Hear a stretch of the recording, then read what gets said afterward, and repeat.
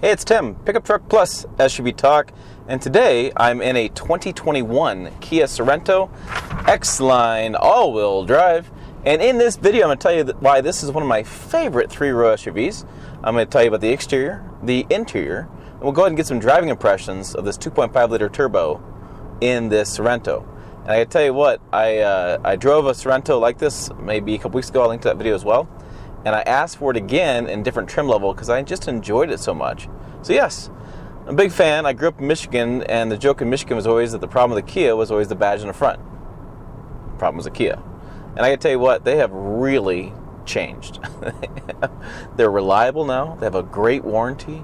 They have a really cool exterior. They have a good powertrain. It's like, what is going on? So let's go ahead and stop blabbering. I'm going to pull over. We'll talk about the exterior. Then I'll do the interior. And then we'll drive impressions. Like I told you, we'll just do them in order. That's all I said, in order. Let's go ahead and get started on that. Okay, let's go ahead and talk about this exterior. This is an Aruba green Kia Sorento. Now, you don't really see green very often, but I can tell you it's like at night it has this midnight kind of look to it. And then day, during the sun, you can see it just a different kind of texture. A little sparkly to it a little bit too. So it's really nice. I really like this green. Really was impressed when I showed it up. I have the roof rails on here, which is part of the X-Line package. I have the Cross Contact LX Sport Continental tires here. That Kia, like a matte gray kind of rim there. On the front, we do have kind of this interesting design for the grille. It's kind of a honeycomb kind of look. I do have the bottom spoiler, a little bit more of a chrome. I do have these kind of cool check mark like LED lights here as well. Just a big fan. I mean, I have some movement in the hood too, a little bit of styling language there. Come along the side, I do have kind of a belt line. You can see the belt line going here. Really kind of nice how that kind of goes together. I have a little bit there as well. See the black finish there. Black mirrors, body color matched on the door handles with the lock and unlock there. Come around the sides. Again, just a nice clean shape there. All-wheel drive. We can see the all-wheel drive, the Sorento badging. Nothing too stands out too big. The lettering feels like it's pretty good size for this. We have the one exhaust port. We have a little bit of chrome back there, and we have the gas direct injected engine. So open this up, and back here we can see the golf clubs fit with third row up. If I move this back, they fit perfectly, but I've had third row up because my son was back here, and he's got a USB back here. He's got cup holders back here. He had leg room for himself. He was fine. It's not an amazing amount of leg room, but he was fine with this. And then we have a port back there. We have a button to drop that stuff there too. So good amount of space back there, especially when you put down this other seat. You have quite a bit of space to store. There. Lots of room back here when third row is down. And then we can adjust this. This is a height adjustment. We'll go ahead and close that. Okay, so let's go ahead and kind of start in the second row. We can see the slide and recline. So this moves forward, so it'll allow you to get in the third row a little differently as well. We do have the Windows controls. We have these interesting vents, and I'll talk more about these vents in a little bit, but really interesting shaped vents, and take me a little to figure out, but we have a USB back there as well. I have my son's sunglasses I need to remember. We have USBs in the seats too, which is pretty interesting.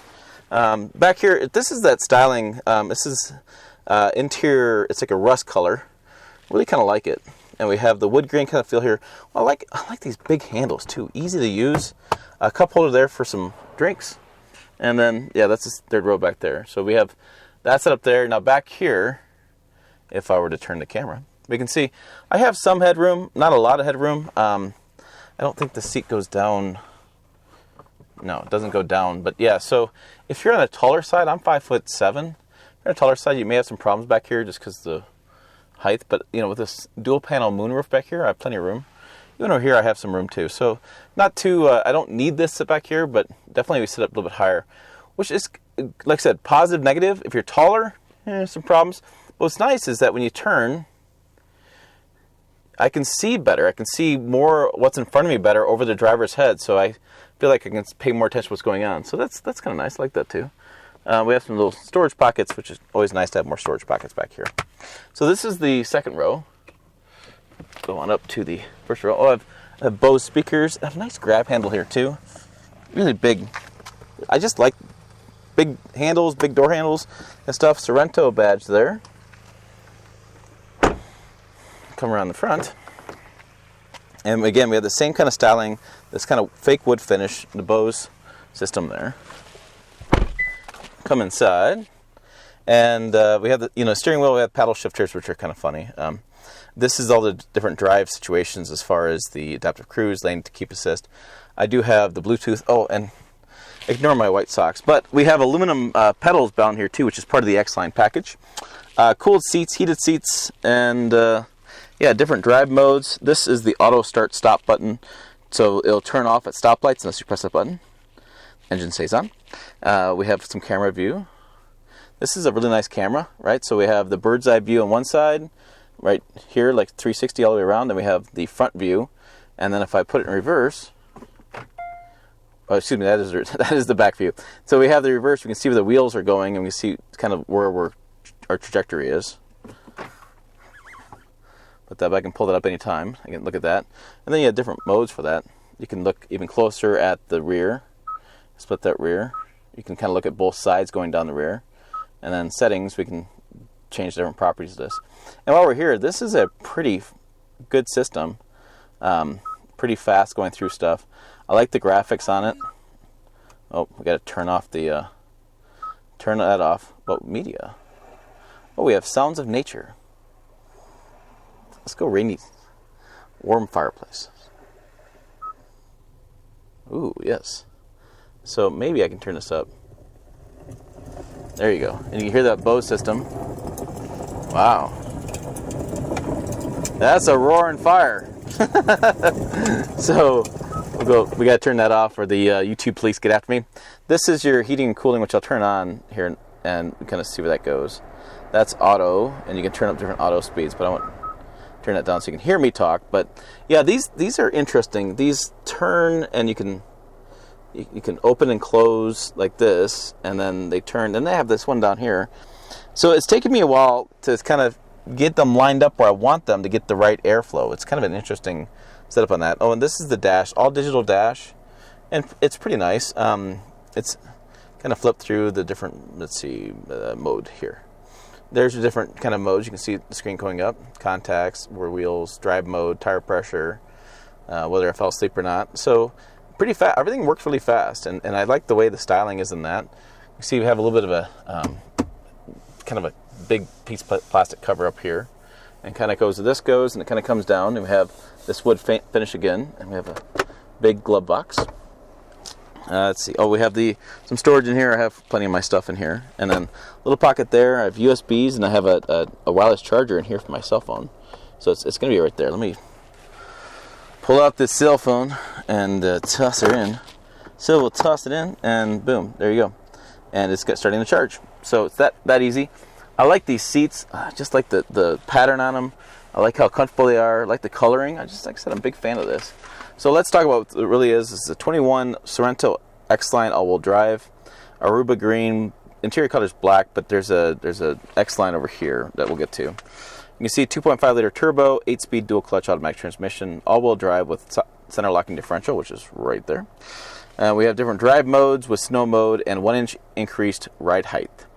So there's some safety features there. There's some comfort features, navigation, kind of stuff. And then what I want to get to is the X-Line all-wheel drive. You have 20-inch matte finished alloy wheels, X-Line front and rear bumper fascias, which you saw outside, matte trim accents, exclusive X-Line roof rails, we saw that.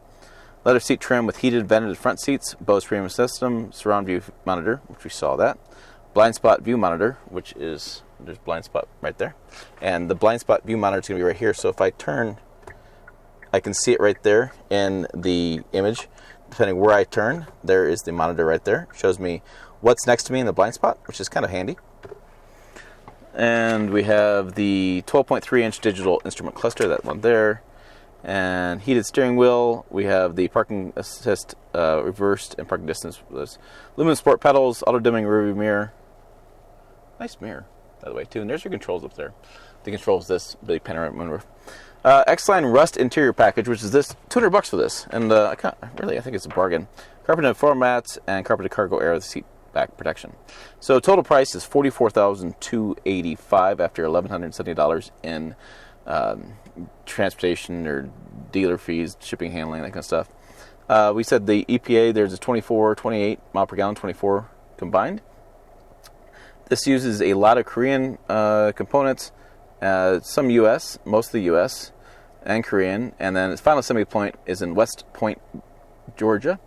So the engines in the U.S. and transmissions in Korea. So really a combination of parts, and things. Oh, and the warranty, 10-year, 100,000 mile limited powertrain warranty, 5-year 60,000 mile limited basic warranty, and 5-year 60,000 mile roadside assistance. That's really good stuff. So warranty, big fan of that. And even though it's a Korean company, quite a bit of content for the United States and Canada, and then finally assembled in West Point, Virginia, or West Point, I want to say Virginia, but it's West Point, Georgia. So even though, like I said, not a U.S. company, they do a lot of stuff in the U.S., so makes me a little bit better about that. But yeah. So hey, let's go and check out the driving impressions and get, kind of wrap this up a little bit. Okay, out on the open road, driving along here in the hilly part of Nebraska. Yes, we do have hills.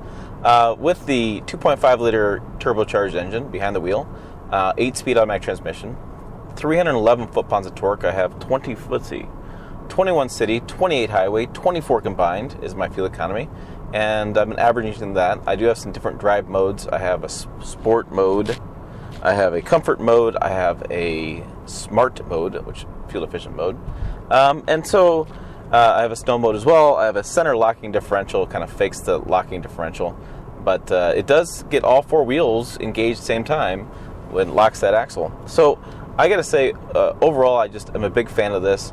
It's even quiet to some degree on road. The handling is nice. Very little input, changing lanes. I do have the lane departure. I do have adaptive cruise. Let me make sure I have adaptive cruise. Let's see, set. Yep, and I can set the facing vehicle in front of me. So yeah, I have adaptive cruise, and I haven't used cruise yet, but I have all those nice features. The seating position is really nice. Great visibility, really comfortable seats, and I could see myself doing a road trip in this, no problem. Plenty of hip room. I can sit in here just fine, and have fully adjustable seat. I have lumbar too, so again, just all the nice creature comforts that you'd want to have behind the wheel. I tell you as far as the vibrations hitting stuff on the road, the suspension could be a little bit nicer, but I'm in that $44,000 price point. I don't expect Cadillac numbers or Cadillac, pricing plus suspension. So I feel like for this price point, it does a pretty good job. And my goodness, you're getting the room. I have the 3-row here. The kids love the 3-row in the back. I have all the USBs. I have the wireless charging. I just have all the goodies. And that's, I think, what I like about Kia is what they're doing so far is they're making the technology improvements, the keeping step with all the other competitors in the marketplace, but they're not making it so techy that you can't figure stuff out, and they're not making it so bizarre. And like I said, it's just everything's really intuitive, and everything looks pretty good, and everything's kind of flows together. Their designers are doing a really exceptional job these days and making the vehicles look good, and engineering is doing a pretty good job making sure it drives well. So yeah, I tell you what, it's going to irritate some of my UAW guys, my friends back in Michigan, but I kind of like these Kias. I think they've done a really good job, and to have that long warranty plus, have a good driving experience and have a comfortable driving experience and have a really nice exterior and interior design. Big fan. I know I should be finding tons of stuff wrong with it, tons of things I don't like. I mean, I could pick and choose like I did in this video some of the things I talked about, but I don't know. I tell you what, overall, huge fan. And then get up to speed here when speed limit changes. Just a slight lag. I mean, and that you expect it from a turbo, but man, that's 311 foot-pounds torque. That's plenty of get up and go. All right, hey, check this other video out here for more Pickup Truck Plus SUV news. Website down below. As always, thanks for watching. I'll see you down the road.